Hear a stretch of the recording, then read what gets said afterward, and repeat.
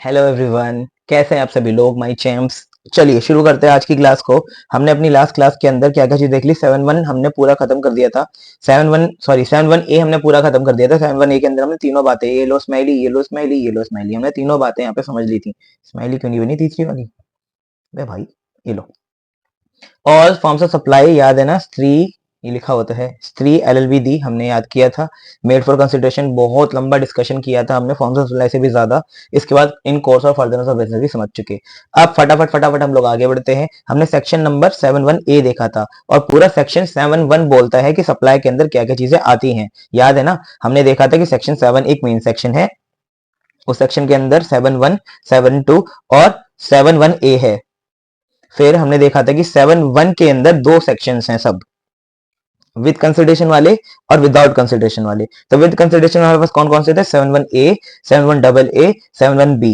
Without consideration में एक ही section है, 7-1 C। 7-1 C, ठीक है, ये ऊपर भी लिखा हुआ है आपके लिए 7-1 C।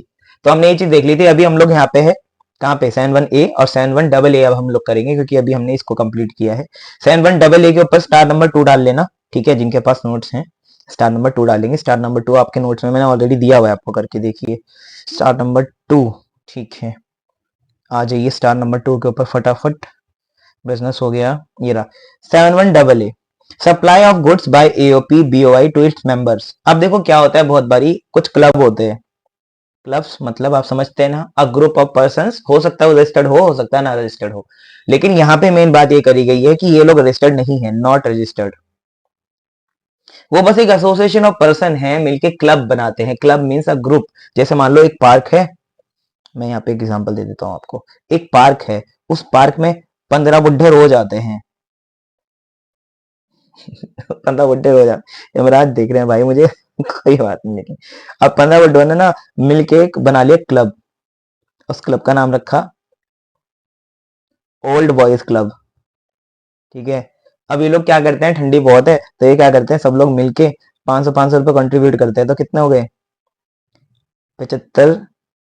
7500 हो गए ना यार। एक बार मैं कंफर्म भी कर लूं, क्योंकि जब से कैलकुलेटर हमको मिला है ना, ये बहुत ही रिलेटेबल बात है कि हमारी कैलकुलेशन पे हमें डाउट रहता है। वीक तो नहीं हुई लेकिन डाउट हमेशा रहता है जब से कैलकुलेटर मिला है। तो 7500 रुपए हमारे जो है यहाँ पे कलेक्ट हो गए। अब इन दोनों मतलब इन लोगों ने 7500 रुपए क्यों कलेक्ट करे? इन्होंने किया कि हम क्या करेंगे, इस 7500 का ना लेके आएंगे ओल्ड मॉन्क, पूरी पेटी लाएंगे। और जिन बच्चों को नहीं पता कि ओल्ड मॉन्क क्या होती है तो कोई बात नहीं। ओल्ड मॉन्क का मतलब क्या है? एक सॉफ्ट ड्रिंक। जिनको पता है तो बहुत अच्छी बात है। ठीक है, ओल्ड मॉन्की कर देते हैं यार, नाम नहीं ले सकते ना, तो ओल्ड मॉन्की कर देते हैं। इन्होंने मिलके ओल्ड मॉन्की लेके आए, सॉफ्ट ड्रिंक एक। अब ये ओल्ड मॉन्की इन्होंने ले तो आए ये लोग अपने पूरे ग्रुप के लिए। इन्होंने बोला हम लोग पूरी पेटी की पेटी लाएंगे, सस्ती पड़ेगी, इंडिविजुअल महंगी पड़ती है।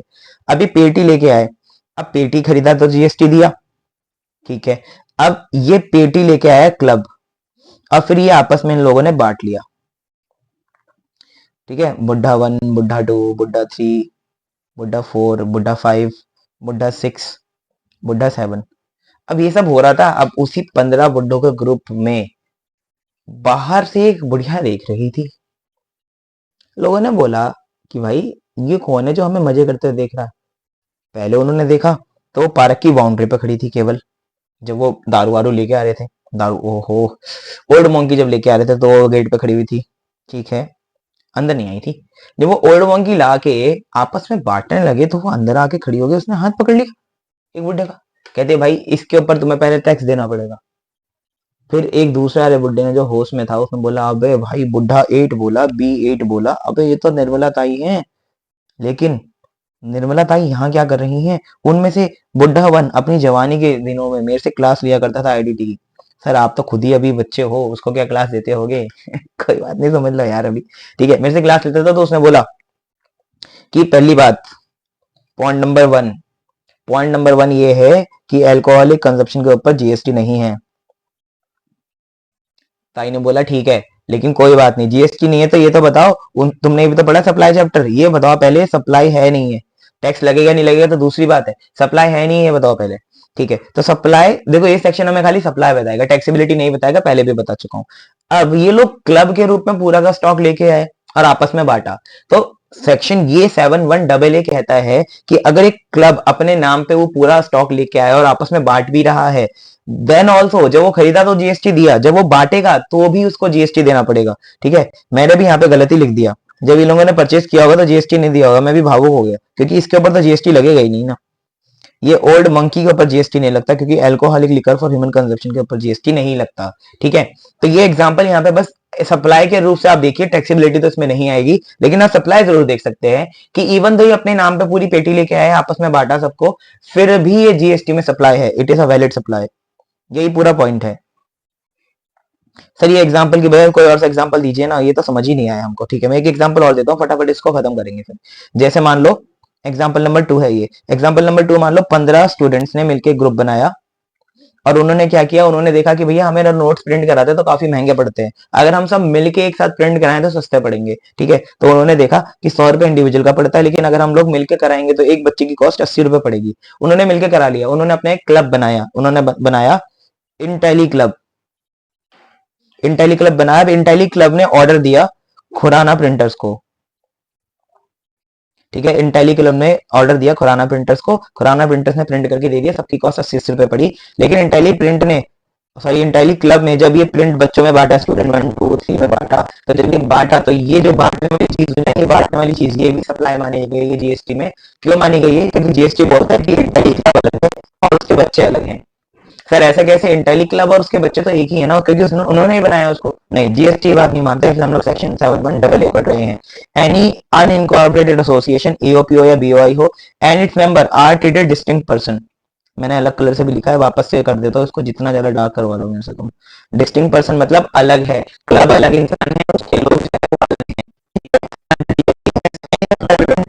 shall be treated as valid supply provided that the consideration has been paid, which can be cash, any deferred payment or any other valuable consideration। आप समझे? इस एग्जांपल में भी क्या किया, इंटेली क्लब ने पेमेंट कर दी खुराना को, फिर सब बच्चों ने मिलके इंडिविजुअली 80-80 रुपए दिए, किसको? क्लब को दिए। तो ये जो 80-80 रुपए इंडिविजुअल ट्रांजेक्शन क्लब के साथ और बच्चों के साथ में हुई ना, बीच में हुई जो, उसके ऊपर जीएसटी लगेगा। यहाँ पे मैंने एग्जांपल भी दिया, योयो क्लब है एक, उसने क्या किया, लैपटॉप ऑन इंस्टॉलमेंट भेज दिया अपने मेंबर्स को। अब ये नहीं बोल सकता कि क्लब भाई लेके आया था और क्लब ने अपने मेंबर्स को तो दिया है, ये कोई बाहर के बंदे थोड़ी ना है, ऐसा कुछ नहीं है। यहाँ पे बोलेगा डिस्टिंक्ट पर्सन है। डिस्टिंक्ट पर्सन मतलब मानो या ना मानो, मान लिया जाएगा कि deemed different person under GST, मान लिया जाएगा डिफरेंट। हमें भी पता है तुम दोनों एक ही हो, लेकिन हम टैक्स लगाने के लिए अलग अलग मानेंगे तुमको। तो 7(1)(a) बोलता है supply of goods by OP BOI to its members. ठीक है, सेक्शन हमारा पूरा हो गया, खत्म। ओके, यहाँ पे मैंने लिखा हुआ भी आपके लिए सॉल्यूशन। अब हम लोग आगे बढ़िया सेक्शन पे आगे बढ़ते हैं। सॉल्यूशन आप पढ़ लेना, समझ में आ जाएगा, जो बात मैंने बोली है वही चीज मैंने वहां पे लिखी हुई भी है। ठीक है,